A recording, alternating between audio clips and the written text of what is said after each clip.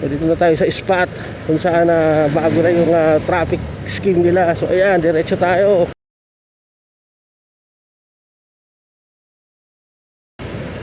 Diba? So ayan, medyo maganda yung flow.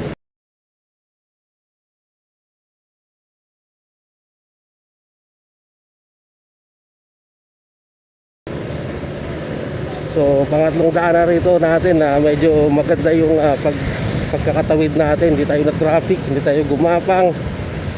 Pero this time kasi walang pasok pala.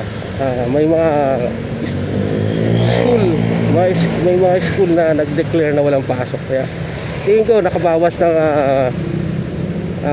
ano yun, cost ng traffic yun.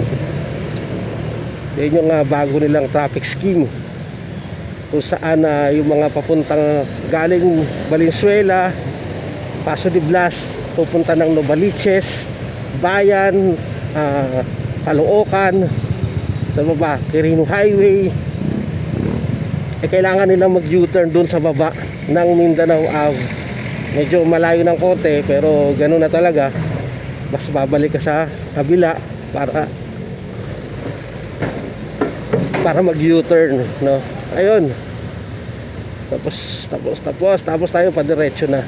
Tapos ito, another lubak, another pangit na daan. Ayan, oh, kitang-kita yan. Matindi-tindi to, ha. Ayan, oh. Yan.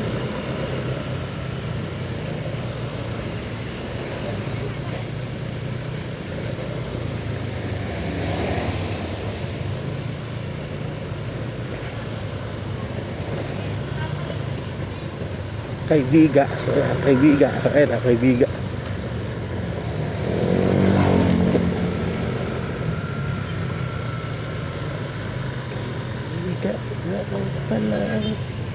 Kaibiga lang pala, mapawi ang aking pangangamba. Kaibiga lang pala.